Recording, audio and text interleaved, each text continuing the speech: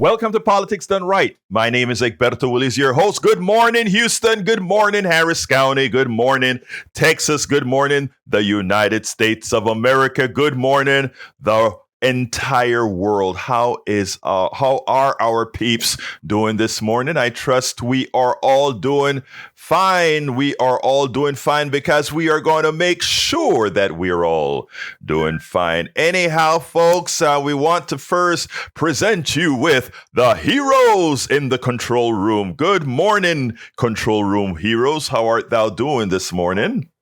Well, we are still doing battle with AT&T at this particular time, so we're not doing so good just yet, but I do see victory today. I love to hear the word victory. Victory today. We're going to have victory today. But you know what is great? What is great is you still have us on air at the same time that you're fighting the battles. It speaks of what? The genius that I've spoken about day after day. I wish you would tell me what genius means, because I don't know. I have no idea. Well, genius, my brother, is being able... Hey, guess what? Guess what, Jack? Genius is being able, whatever the situation is, to make it happen. Those are the real geniuses in the world, not the ones that others try to classify otherwise. Anyway... What's the word? I think Jack has day? some wisdom for us today. Jack, what's your wisdom, sir? It's always, it's not the answers you get, it's the questions you get. You ask.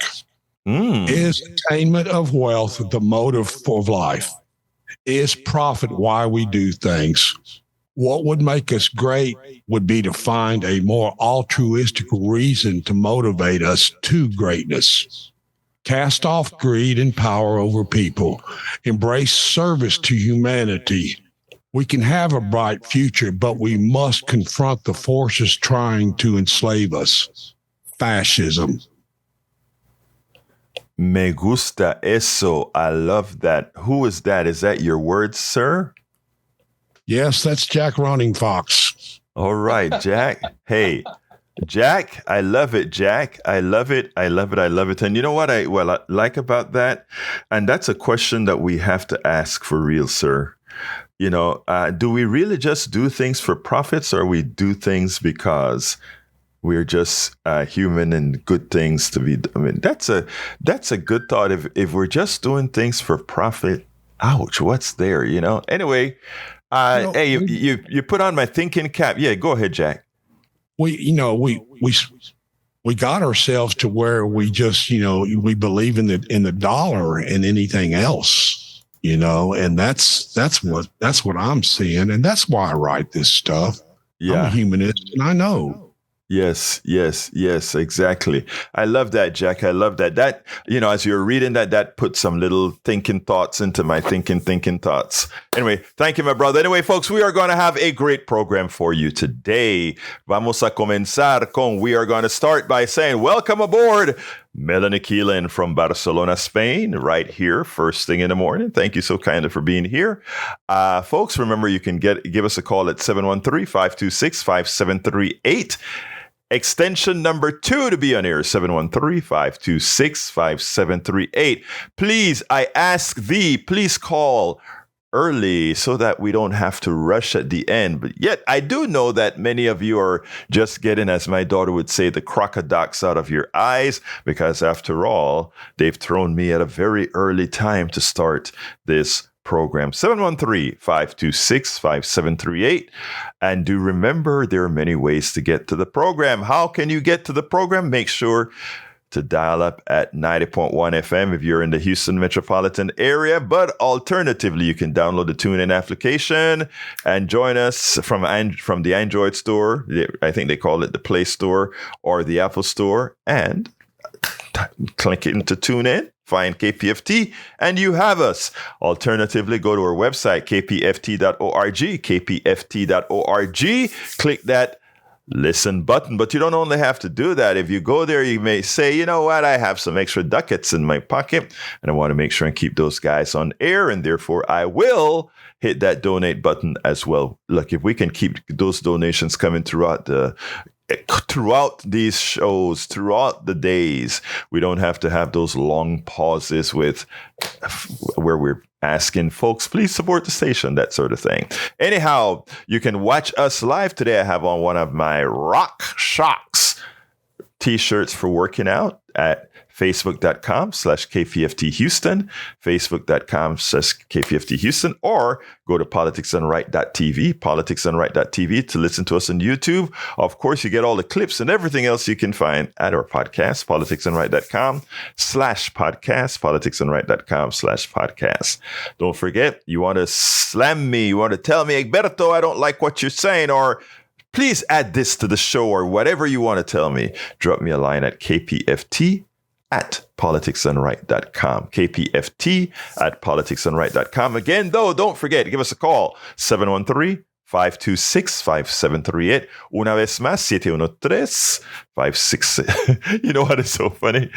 I'm about to say, hey, give us a call, and forgot the number, 713-526-5738, 713-526-5738. All right. Anyway, folks, title of the show today is UAW Auto Strike. Will it happen? I don't know. Non-religious communities will Easton on Netroots Nation volunteering. Don't know if I'm going to get to all of it, but you know what to do. If I don't get all to it, you can still get it at politicsandright.com/newsletter. politicsandright.com/newsletter. The UAW may bring on a strike because, well, you know what? I think I'm going to take on that subject first and see where it goes. 713-526-5738. Well, it turns out that the UAW rejected a contract that was just offered. They called it insulting, the counteroffer put forth by General Motors. Insulting. The leader of the United Auto Workers on Thursday rejected General Motors' contract counteroffer as insulting and reminded the company that it's running out of time to avert a strike. After refusing to bargain in good faith for the past 6 weeks, only after having federal labor board charges filed against them, GM has come to the table with an insulting proposal that doesn't come close to an equitable agreement for auto workers, UAW President Shawn Fain said in response to the counterproposal, which the company made public after meeting with union negotiators. Remember this, people. Remember this. This is one of the companies that the United States government, we the people of America, bailed out during the 2008 pandemic when they were about to fall on their faces, right? They loved us then. GM either doesn't care or isn't listening when we say we need economic justice at GM by 11:59 p.m. on September 14th, Fain added. The clock is ticking. Stop wasting our members' time. Tick tock. GM's offer include a 10% increase in wages for most employees, well short of UAW's call for a 46% wage boost. That may sound like a lot, but we're going to get into that in a little bit. If the UAW proposed raise was implemented across the entire U.S. auto manufacturing sector, Bloomberg's Justin Fox noted Thursday it would bring real hourly wages back to what again? Okay, let's hear this. This is what I want you to hear. If they pay the workers what they're asking for, that 46% raise, which isn't what they deserve, but which is less than they deserve, they would be back to 5% less than where they were in mid-2003. When we talk about workers falling behind, when we talk about not having a minimum wage that has gone up in decades, over a decade, I believe, when we talk about that, people sit back and like, well, you know, people don't work for minimum wages. Yes, they do. There's still a lot of jobs that only pay minimum wage because that's all they have to pay. So for those that are always on the singing glory, glory, hallelujah, defending the corporations, please don't buy into the rhetoric or buy into what these guys are doing. And remember, your interest, the interest of the average American, the interest of the employee is never what's important to the corporatocracy.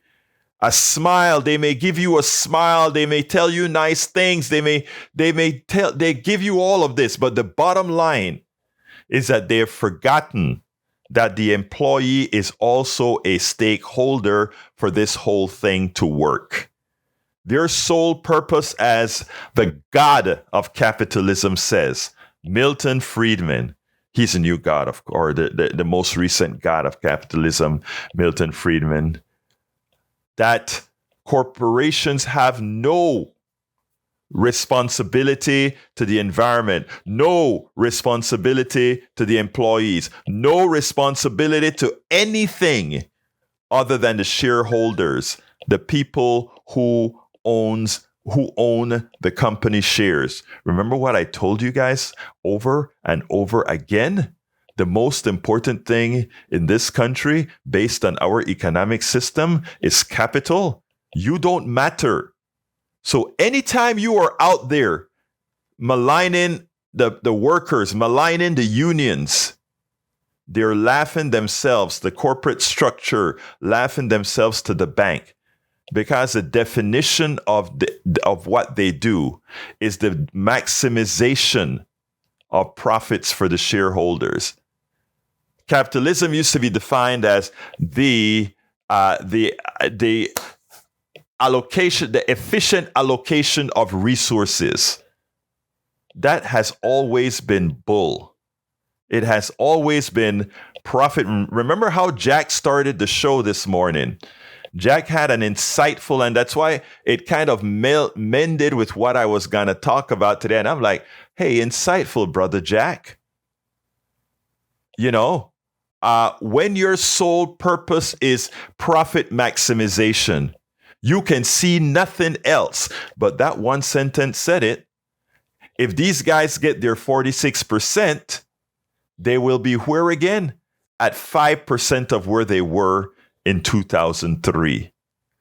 But I'm going to read another article or read an excerpt from another article that should give you pause. But anyway, the average hourly wage for auto workers on the production line has dropped 30% since 2023. General Motors also offered to recognize Juneteenth as a paid holiday. Wow, how nice of you, General Motors. Payout. They also offer to give every contract holder a one-time $5,500 contract ratification bonus. Oh, yeah, we're going to throw $5,000 at everybody and say, we're bribing you for this contract that's going to last several years with $5,500. And a lot of people are going to see that and like, oh, my God, I can go on a vacation with that little bit of money they gave me. But then after you are dropped right back into reality. We got to smarten up, my dear brothers and sisters.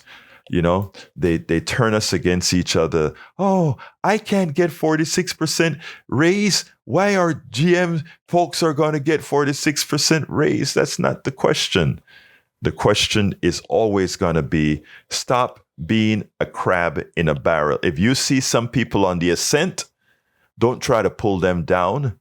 Give them some more rope so that they can throw it down and then pull you up. You see, the mentality we've had for too long is if we see others getting ahead and we are not, and we start to say, well, why are you getting ahead and not me? And then we go ahead and try to pull them down to our level instead of giving them the assist to pull you up with them.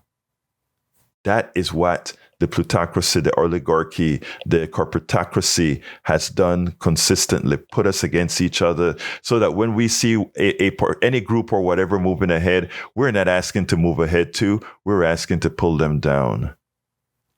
Let's not fall into the game. Late last month, 97% of participating UAW members voted to authorize a strike if the big three automakers, General Motors, Ford, and Stellantis, don't agree to fair contract by September 14, when the union's current contract with the company are set to expire. The union has since filed unfair labor practices charges against GM and Stellantis, accusing the companies of illegally refusing to bargain in good faith. Ford made its counter-offer at the UAW last week, proposing a 9% wage increase. Fain said the company's offer an insult our very worth. Stellantis, which is headquartered in the Netherlands, is expected to put forth its counteroffer to the UAW before the end of the week. As Luis Feliz Leon wrote in the American Prospect on Thursday, Stellantis is using its U.S. plants as bargaining chips in high-stakes negotiations with the union. Yes. But I want to go at the core. I want to go at the core of this. I want to go at a special core, because there's this thing that when I read, I couldn't believe it. I want you to hear this statement. What angers me is to hear the corporations talk about how workers being treated fairly is going to drive up the cost of vehicles. In the last 4 years, the cost of vehicles went up 30%. I want you guys to listen to this well, folks. The cost of vehicles went up by 30%. Okay? Remember what they did after the pandemic. It went up 30%, not because these people's cost went up, but because they could. The vehicles went up by 30%. The wages of the average worker went up by 6%. So vehicle up by 30%, wages of the American worker by 6%. Now, here's the kicker, people. Corporate CEO pay went up 40%. In other words, above and beyond the 30% increase in the price of the car, the CEO pay went up 40%. You know what that's called? Robbing the worker. Robbing the worker. The executives' pay go way up, more so than the inflated costs of the cars. And the costs for the average worker, 6%. They constantly fall behind. This boils down to one thing. It's corporate greed. I think corporate greed is a nice way of saying, no, it's not corporate greed. It is bare-faced evil. We need to call it what it is, evil. And this has been happening to the average American worker over and over and over again. And it has been happening to the American worker because we have allowed it. We have been making excuses for corporate America for a long time. We have been trying. Anytime somebody wants something to give to the average American worker, to the average American citizens, they put out ads and all of that, and they convince a few people to say socialism, socialism, socialism. And they use all these things, or they use race, or they use all these things to keep people fighting among each other as they clean up and take themselves to the bank on your back. And you defend that? Everybody in America should be talking about, it is time, when people say it's time to take our country back, no, it's time to take our country. David, come on in, sir. Good morning, Egberto. Good morning, sir. How are you doing this morning? I haven't called in a while. Hey, this thing about Milton Friedman talking about how the corporations, they don't know anything but to the shareholders. Yes. Let me give you a little insight on that situation. Back in the 1920s, when Henry Ford and the Ford Motor Company, he was kind of put off by the fact that his employees could not afford to buy the vehicles. I remember that story. Go ahead. Tell it, brother. Tell it. He dropped the price of his vehicles so that his employees could afford. Well, guess what happened? These two guys named the Dodge brothers, they turned around and filed a suit against the Ford Motor Company. The Dodge Brothers suit basically said that as a fiduciary to the shareholder, the Ford Motor Company was obligated to maximize shareholder profits. And they took the case all the way to the Supreme Court, and the Supreme Court decided in favor of the Dodge Brothers. So when Milton Friedman makes this statement about the corporation only being obligated to the shareholder, he has somewhat of a legal foundation for that. And there's a woman, her name is Lynn Stout.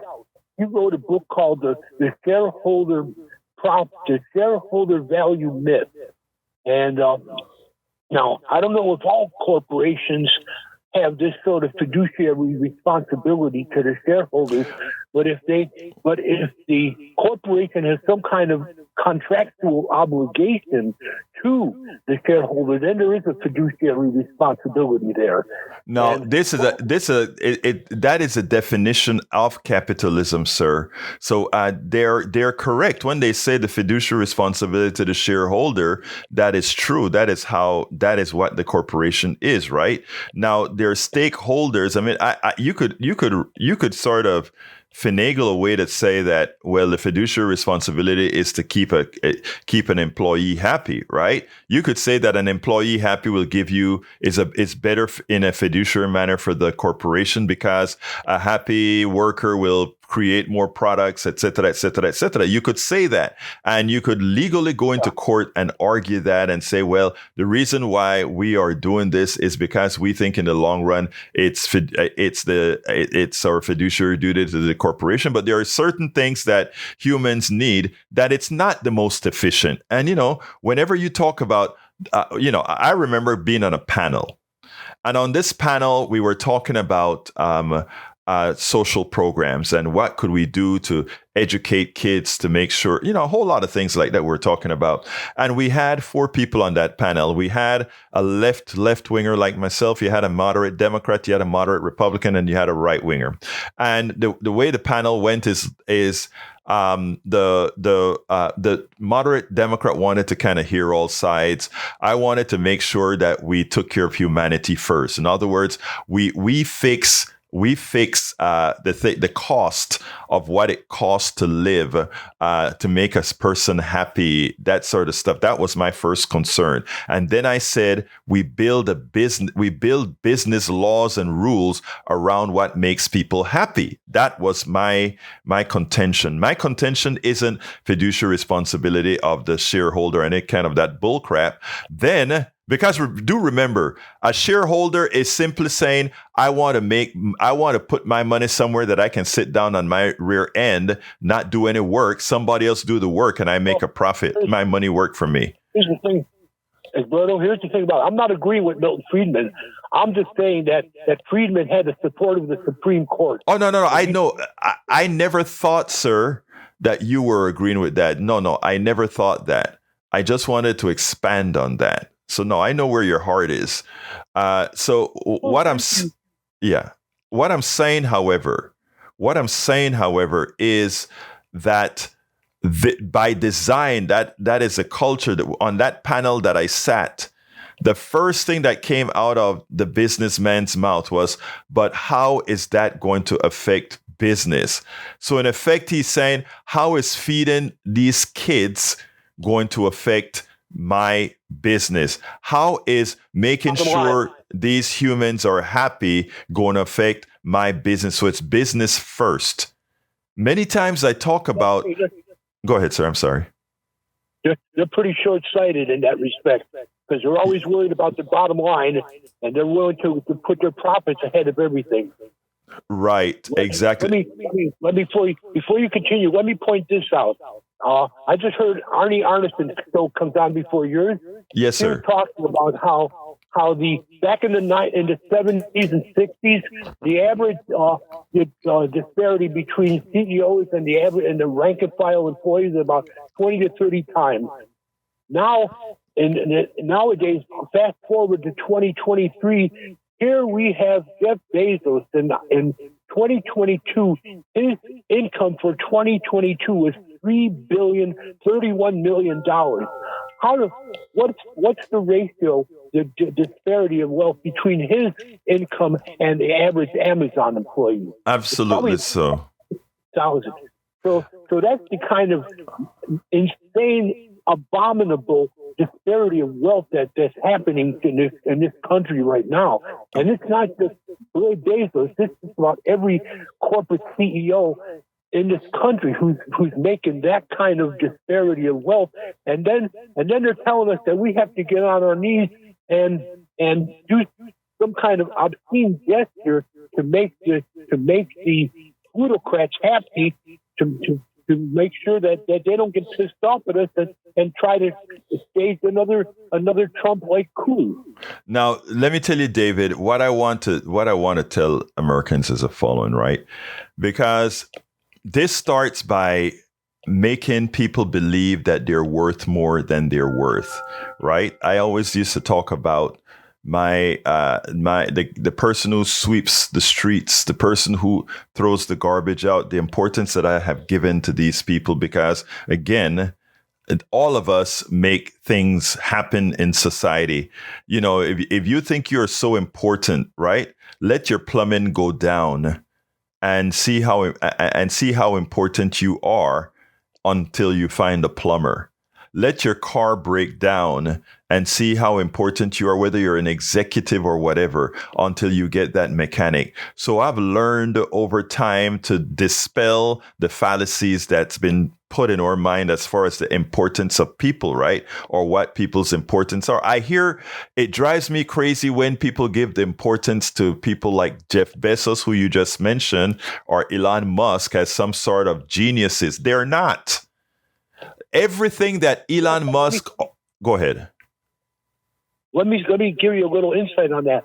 Are you familiar with a guy named George Ryder? He used to have a show on KPFT.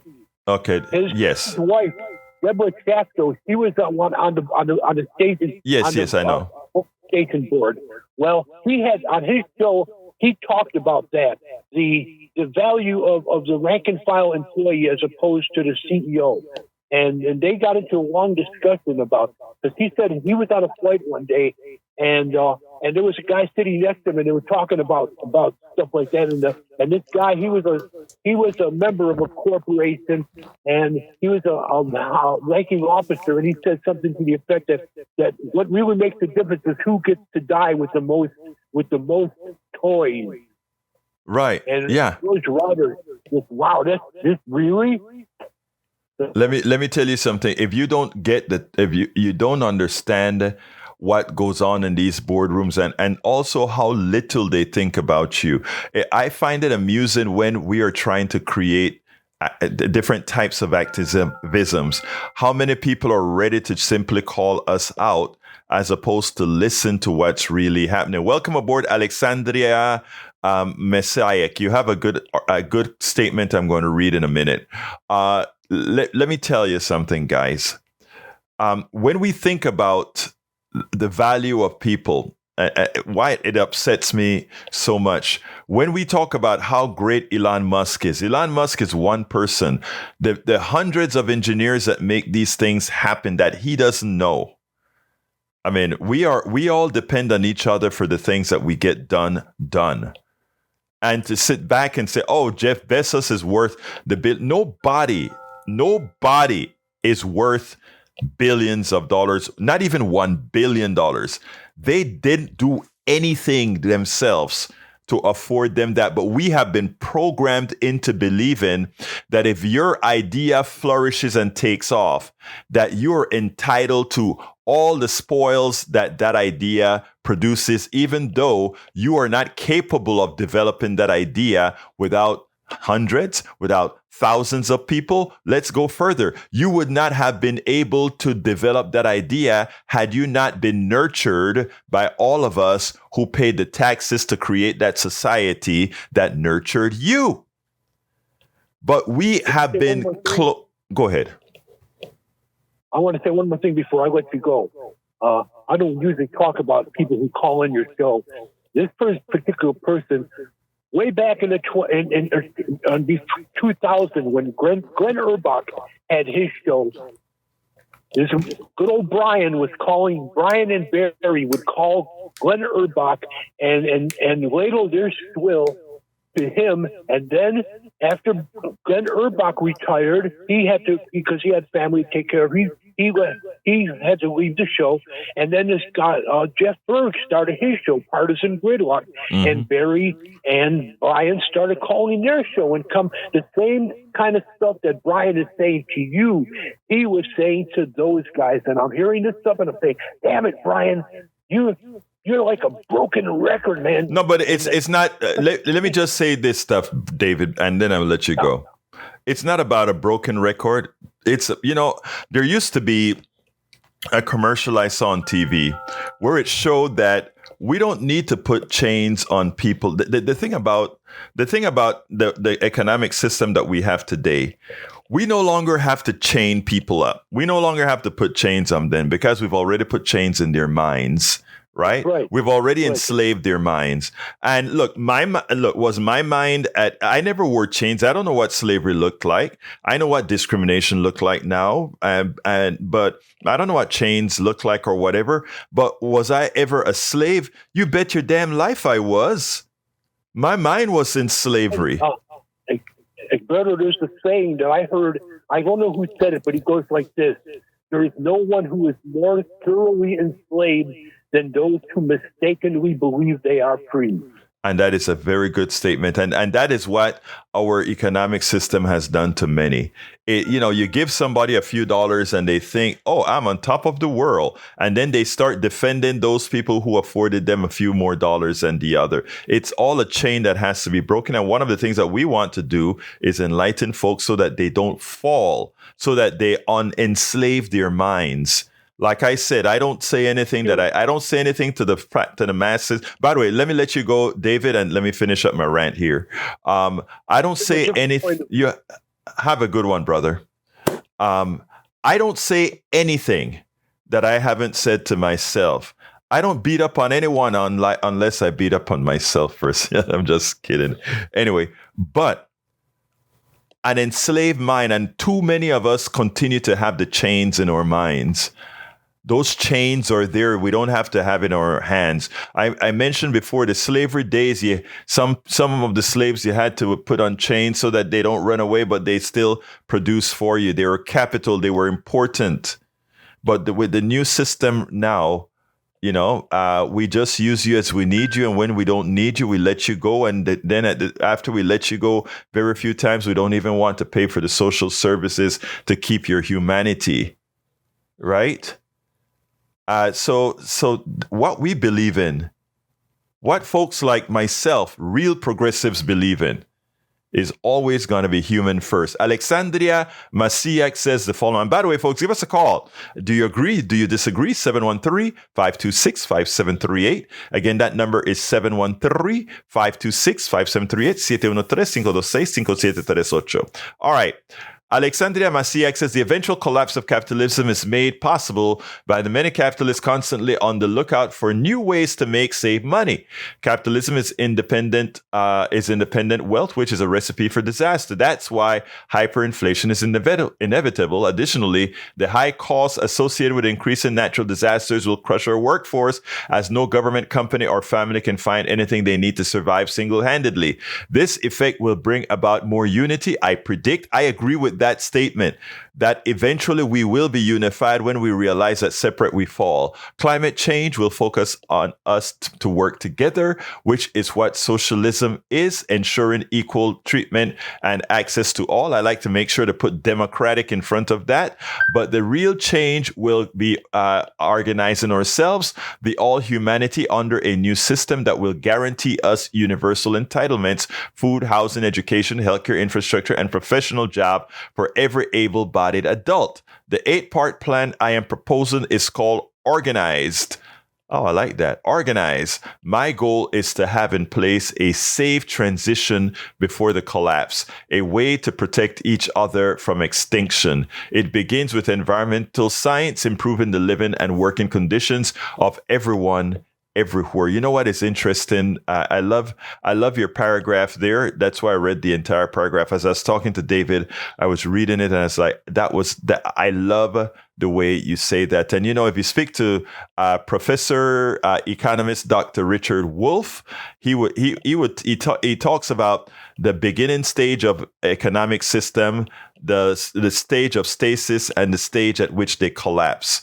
And we are currently in the collapsing stage of our economic system. And that's why there's so much friction occurring across the world, a part of the world where the system is in effect. 713-526-5738. Look, I've got me a change of subject here. If we don't get calls on this particular subject in the next 2 minutes or so, 713-526-5738. I would love to hear your thoughts. I'd love to hear your comments. I'd like to hear your thoughts. Whether you agree with me or not is not the important thing.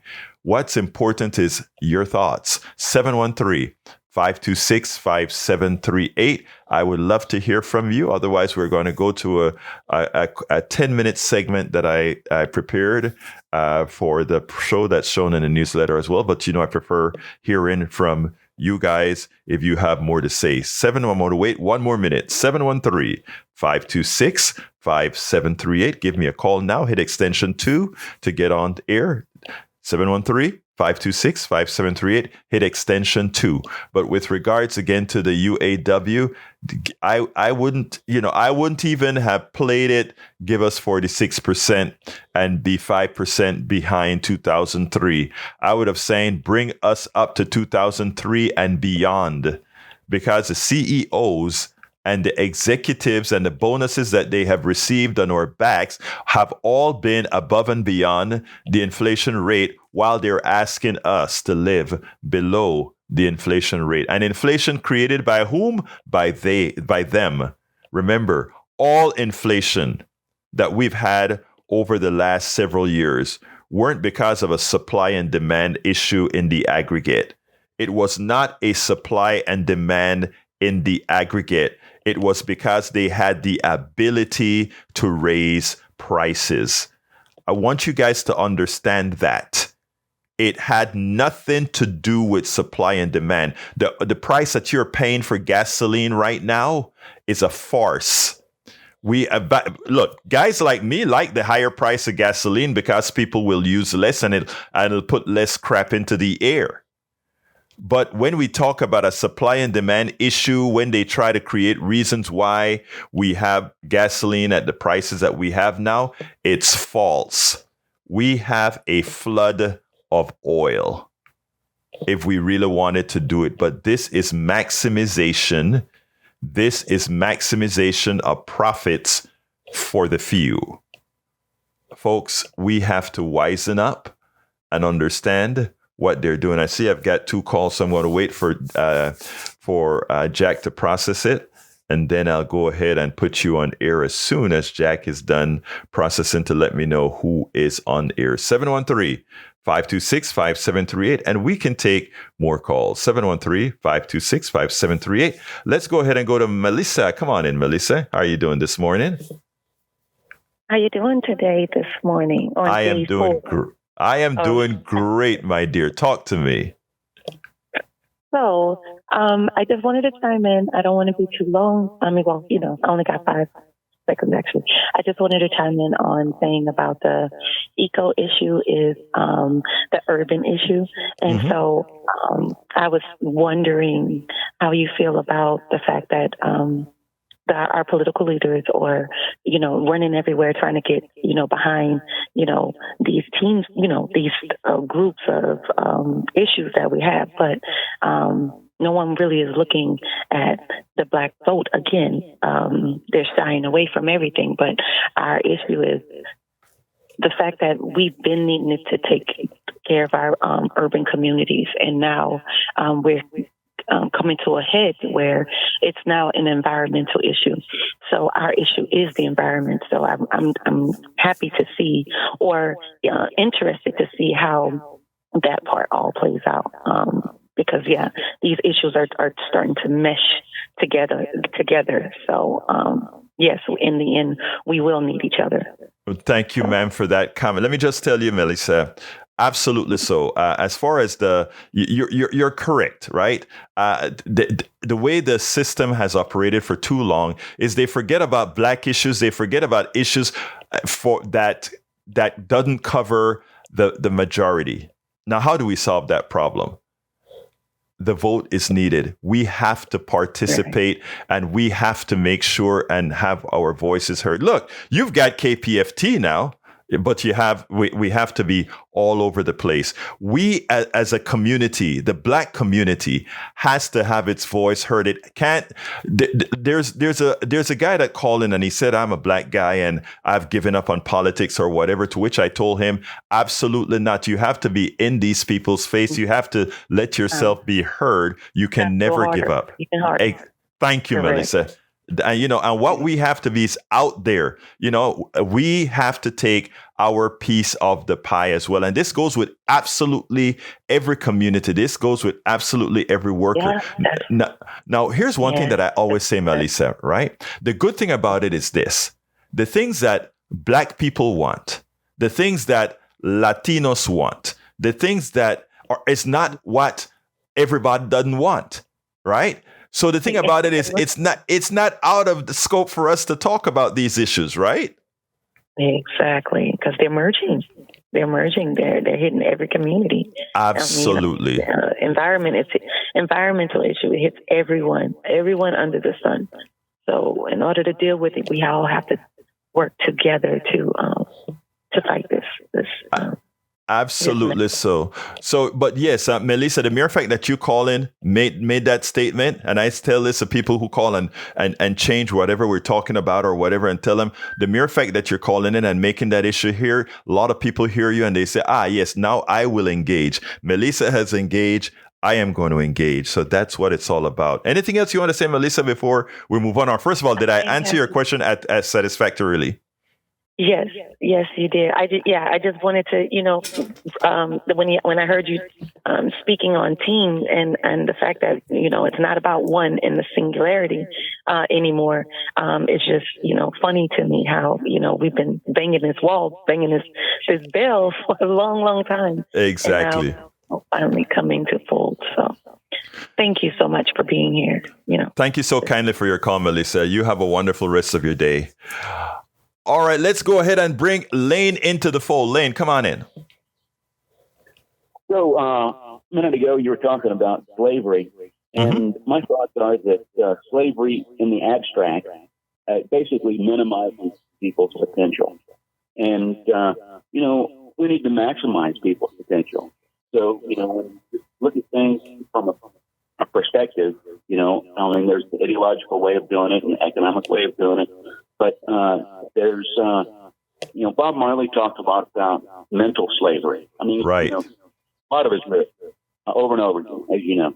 And we enslave ourselves, and it starts besides the economic system and the hierarchy enslaving people, the culture, which is passed down through parents, through the children, helps to that mental slavery.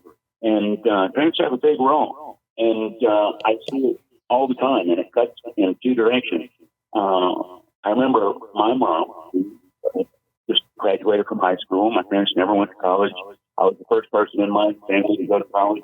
But I always remember my mom always just this subtle turn of phrase, when you go to college.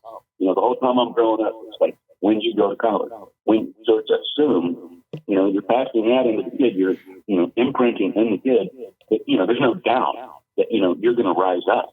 You're going to go beyond what, the other part of the family went to.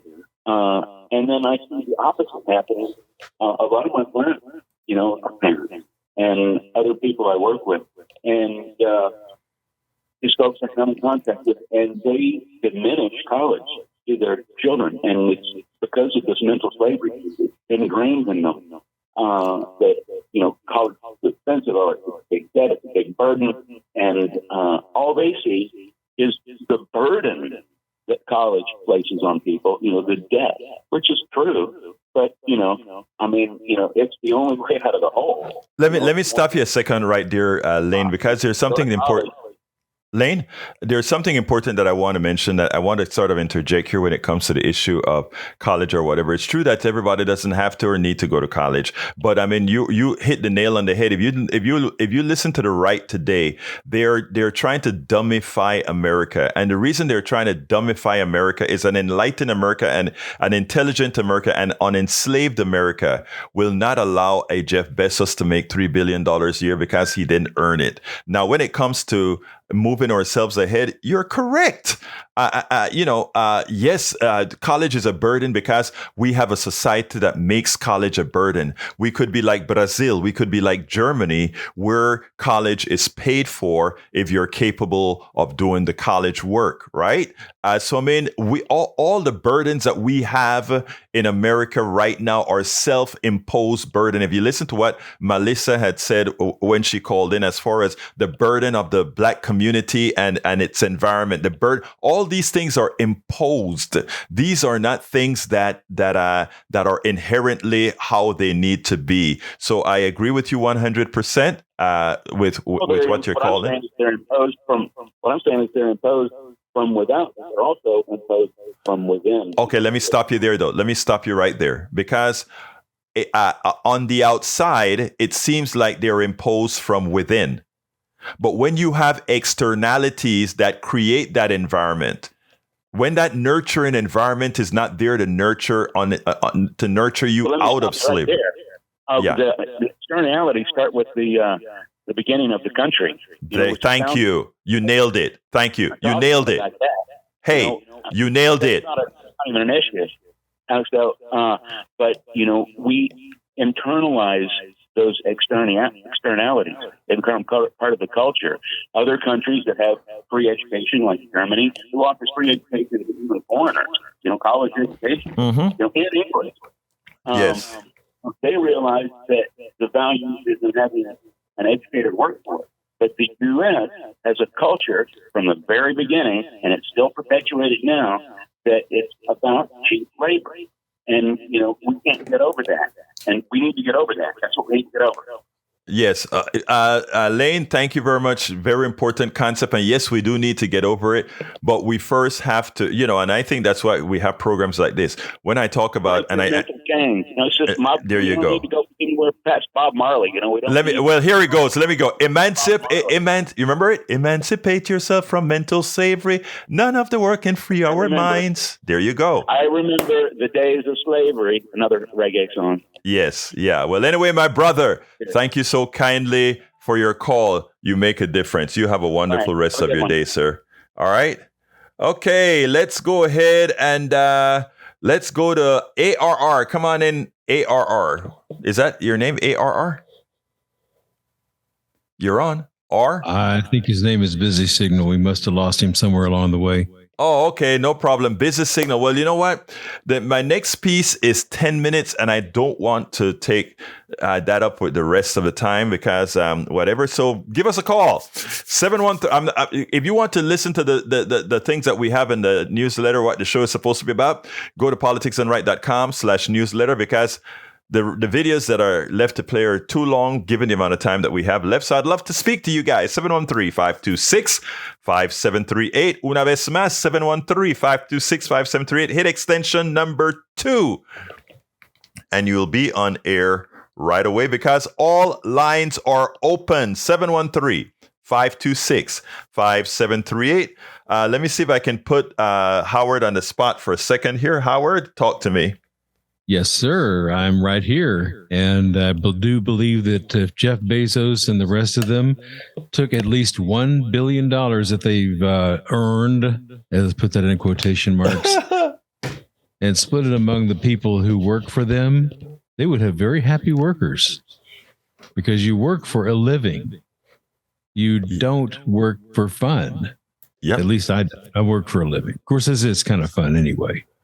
Well, you have a lot of fun. Come on, you know that. You love what you do. That's why you do it so well, man. I obviously must. I don't know. Some days I just wonder, like, is this really worth this? But yeah, it is. Because I get to bring great shows like Politics Done Right, You Talk, the music shows. it's a labor of love. I do get paid for it. I am the only paid employee here at this radio station. But you know what? You know what? Yes, but let me tell you something. We love you, brother. We love you. But let's go to Brian. Brian is on the air. Brian is here. Oh, okay. Well, we haven't heard from the mayor of the second mayor. Right, yeah. Come on in. Oh, the mayor hasn't called in yet. You're right. Brian, how you doing? The assistant mayor. Brian. Yeah, the assistant mayor is here. Brian, come on in, brother. Yeah. I hear this a lot about the United States. First off, people compare it to the other countries. Mm-hmm. Therefore, they don't like the United States. They always say, it's like this country has, why don't we get this, but Germany gets that? And, why is this? Why is that? Because we want things that are good for us. I'm sorry, go ahead. Yeah, so you compare what you dislike. Right. Why don't we get this? Yes, I agree. So you can simply move to Germany. Well, no, because this is my country. This is my country. I am going to look at other things that work in. You know what is the thing about progressives and also moving forward and also growing, Brian? You can learn how to stagnate and just say this is how things are going to be. Period. This is who we are. That's one way of being. I refuse to be that way. And not even as I don't revere the founding fathers, even the founding fathers believe that.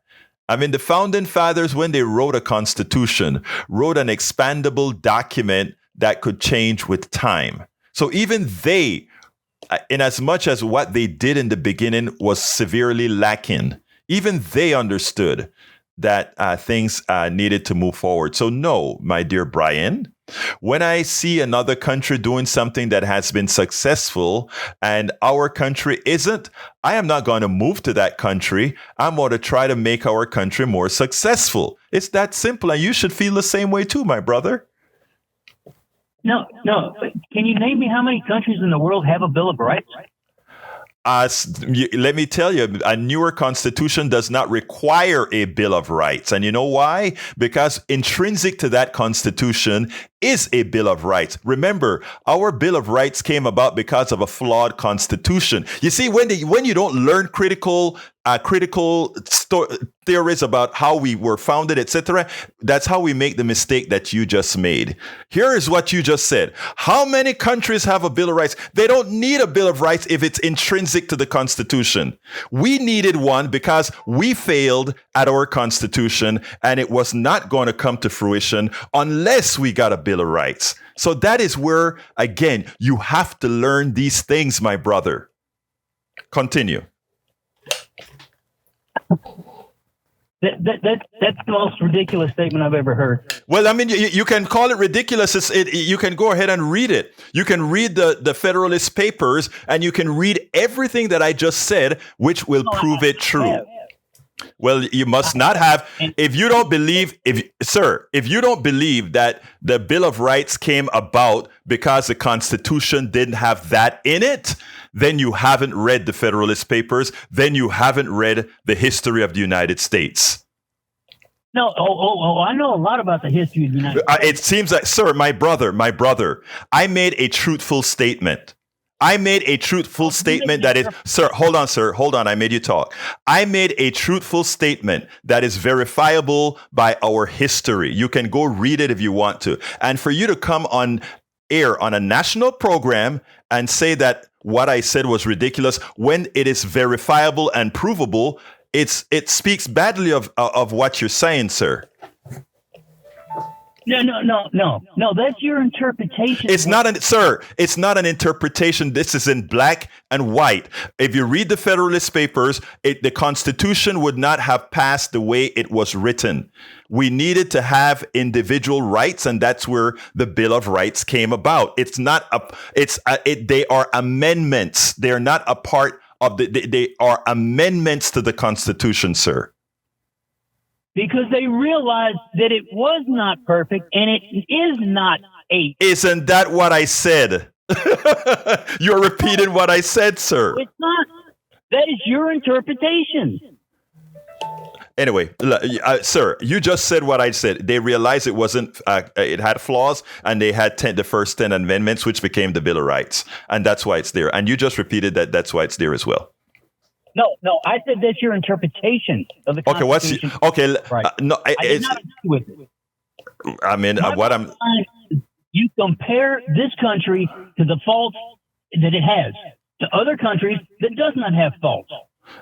Who said other countries don't have faults? Whoever said, my dear brother, that other countries don't have faults? Again, the way that a pragmatic person does is as following. Something good in country number A works well. Let's adapt it in our country. Something works badly in our country. Let's get rid of it. That is what you say. That's what you do. Say that again. We did get rid of slavery, correct? But why did we have it in the first place? Because slavery has been here since the dawn of time. No, here's the thing, sir.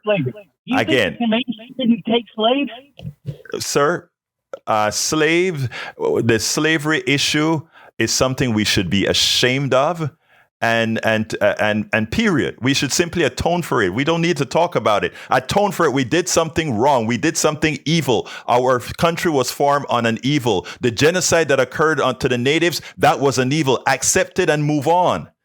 The same goes on with what we did to the Chinese over here. We did a lot of bad things for our success. Accept it. That's what we did.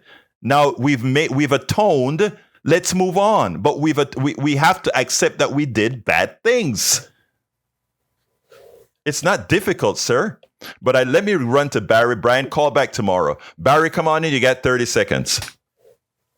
Hey, I really don't have very much to say after that. You nailed it, brother. But that goes to show you the hypocrisy runs strong, and I guarantee that people like Ryan and all those other ones that think like that took all the stimulus money that they could possibly muster. Thank you, brother. Yeah, thank you very much for calling in, Barry. It's a pleasure having you. Keep listening, keep calling. Let me throw this back to the studio for the closeout. Go ahead, my brother Jack and my brother Howard. I think that I think that Brian must like his blood pressure getting up pretty high. He says, okay, I got low blood pressure. Let me call into Egberto and harass him. But no, he contradicted himself there when he repeated what you said. Okay, The Constitution wasn't perfect. They put in the Bill of Rights to make it perfect or pass it. So it's like, well, you just said that, didn't you? Yeah. But he's a trip, he's a trip. I love the guy, and I love that he calls in because a lot of people need the additional information that he brings so that we can actually refute it. So that was important. Thank you very much, guys. Hey, we're running over. Jack. Oh, no. Jack. Well, these corporate giants like Bezos and Musk are hitman. They are paid dictators. All right. I got to cut you there because we're out, Jack. But thank you. We needed to hear your voice, though. My name is Egberto Willis. This is Politics Done Right. And you guys know how I end this, baby. I am what? Out. We spend a lot of time deconstructing the news, trying to parse it into a form that everybody can understand. We try to find those little nitpicks where it flies above the fray, etc. If you really like these videos that we do, I want to ask a big favor. Please go ahead. Number 1, subscribe to our channel. And number 2, please join if you can. Thank you so kindly for watching. Keep watching. Please remember to share. We must populate the entire internet with our progressive message, a message that we know is what most Americans say that they want. So help us, please join.